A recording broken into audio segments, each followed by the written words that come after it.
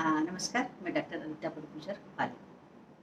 पूर्व के वीडियो में मैंने आपको दीपक से संबंधित कुछ बातें बताई थी। इस वीडियो में मैं आपको परिवार में कैसे नकारात्मक ऊर्जा का जो प्रभाव था, सब सकारात्मक ऊर्जा में बदल सकते हैं, एक दीपक जलाकर। मनपसंद जॉब पा सकते हैं। यदि हमारा व्यापार नहीं चल रहा है, तो व्यापार धीमी गति से चल रहा है, तो उससे कैसे हम तेज़ी ला सकते हैं। साथ में यदि हमको मनपसंद जॉब नहीं मिल रहा है, तो हम मनपसंद जॉब पाने के लिए क्या करें, और किसी भी चीज़ का हम संकल्प लेते तो उसे हम कैसे पूरा करें दीपक के माध्यम से।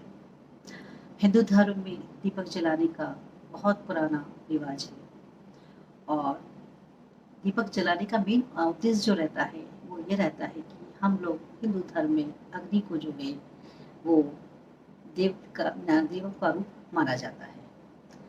तो देव रूप मानकर हम देव को हमारे सामने समक्ष एक अग्नि के रूप में देखते हैं, तो इसलिए हम दीपक प्रज्वलित करते हैं। दीपक प्रज्वलित करने का हमारे धर्म में चलन है।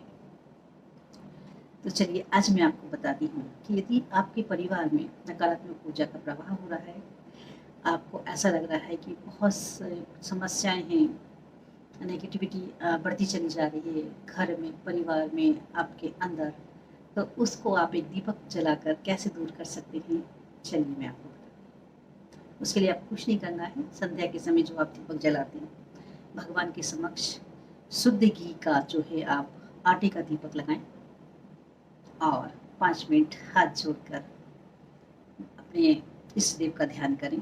इससे आपके अंदर एक पॉजिटिव एनर्जी का विकास होगा, नकारात्मक एनर्जी जो वो बाहर जाएगी।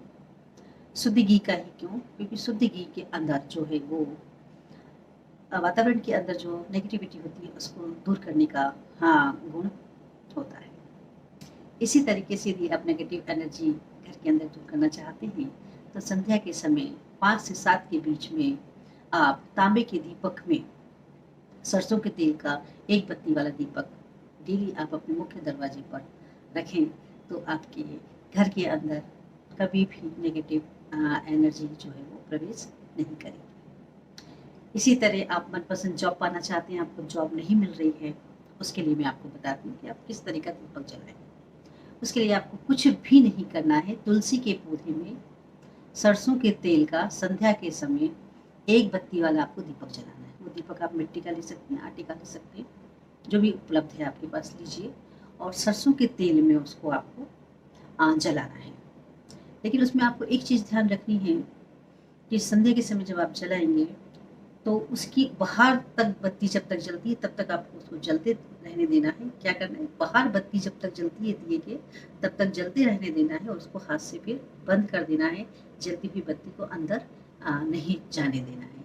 ये आप जब तक आपको जॉब नहीं मिलता है डेली ये आप उपाय कर सकते हैं। इसी तरह यदि आपके व्यापार में मंदी चल रही है, व्यापार जो है आपका धीमा चल रहा है, तो उसके लिए मैं आपको बताती हूँ किस तरह से आप दीपक जलाएं।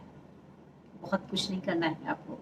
सुबह जब अपनी दुकान पे या अपने व्यापार के स्थल पे जाते हैं, वहाँ साफ सफाई करवाइए और गणपति जी की मूर्ति रखिए, और गणपति जी की मूर्ति के समक्ष 5 बत्ती वाला, कितनी बत्ती वाला, 5 बत्ती वाला जो है वो आपको दीपक गणपति जी की मूर्ति के सामने, भगवान गणेश के सामने आपको 5 मुखी घी का दीपक जलाना है। वो आटे का भी हो सकता है और मिट्टी का भी हो सकता है, और एक धूप बत्ती भी आपको प्रज्वलित करनी है। तो आपके दुकान के अंदर जितनी नेगेटिव एनर्जी होगी वो बाहर चली जाएगी। सकारात्मक एनर्जी के साथ जो है वो आपकी ग्राहक जो है वो आपकी दुकान के अंदर जो है वो आएंगे।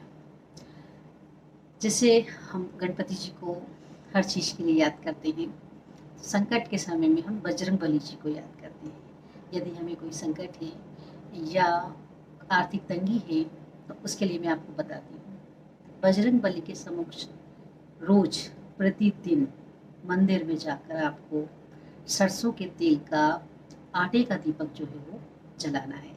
इससे आपकी आर्थिक तंगी दूर होगी, और हाथ जोड़कर आपकी जो भी समस्या है वो आप बोलिए, आपकी समस्या का समाधान होगा। इसी तरह यदि आपको 7.5 लगे हैं, शनि है आपकी राशि में, तो आपको शनिवार के दिन आटे के दीपक में सरसों के तेल से जो है वो दीपक हर शनिवार लगाना, इससे आपके साढ़े साथी जो होंगे वो दूर होंगे। और काले तिल जो है वो आप दान करिए। तो ये तो आपके साढ़े साथी कैसे दूर होंगे। आटे के दीपक में सरसों का जो आपको तेल से, रुई की बाती से आपको जो है वो दिया जलाना है। यदि आपको मंगल दोष है तो मंगलवार के दिन आप हनुमान जी के मंदिर में, शनि दोष के लिए शनिवार के दिन, और यदि मंगल दोष है तो हनुमान जी के मंदिर में आटे के 11 दीपक आपको मंगलवार के दिन जलाना है। आप कहीं की बार बार आटे का दीपक कह रही हो। आटे का दीपक जो है वो आपकी हर मनोकामना पूर्ण करने के लिए आपको आटे का दीपक ही प्रज्वलित करना चाहिए। आटे के दीपक में आपको जब बनाते हैं हल्दी मिलाइए और उस आटे का आप दीपक बनाइए। ऐसे ही यदि आप आर्थिक तंगी दूर करना चाहते हैं और आप ये चाहते हैं कि किचन एक आपकी ऐसी जगह होती है जहाँ से हर को एक पॉजिटिव एनर्जी मिलती है, किचन ना हो तो फिर समस्या ही समस्याएं। वहाँ आपको क्या करना है, अन्नपूर्णा की एक छोटी सी मूर्ति रखना है। सुबह शाम हल्दी मिले आटे का दीपक आपको शुद्ध घी के साथ अन्नपूर्णा के सामने लगाना है और अन्नपूर्णा जी से आपको आशीर्वाद लेना है।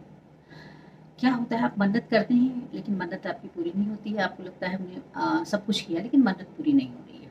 उसका रीज़न है, जब भी हम दीपक लगाते हैं मन्नत वाले, या हम कोई संकल्प लेते हैं, संकल्प के जब हम दीपक जलाते हैं तब हमें दीपक को बढ़ते क्रम में और घटते क्रम में लगाना पड़ता है। बढ़ते क्रम में कैसे, मान लीजिए आपने 9 दीपक का संकल्प लिया या 11 दीपक का संकल्प लिया है, तो आप पहले दिन 1 लगाएंगे, दूसरे दिन 2, ऐसे आप 11 दिन तक लगाएंगे।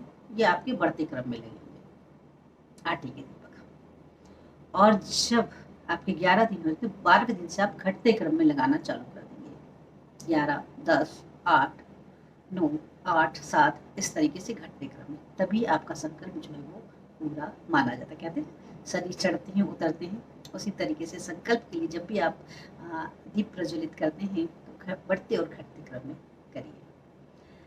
आज इतना ही इस वीडियो में। नेक्स्ट वीडियो में मैं आपको बताऊंगी किस भगवान के समक्ष काहे का, कौन से घी का, कौन से तेल का, मिट्टी का या आटे का दीपक प्रज्वलित करना चाहिए। जय हिंद, जय भारत।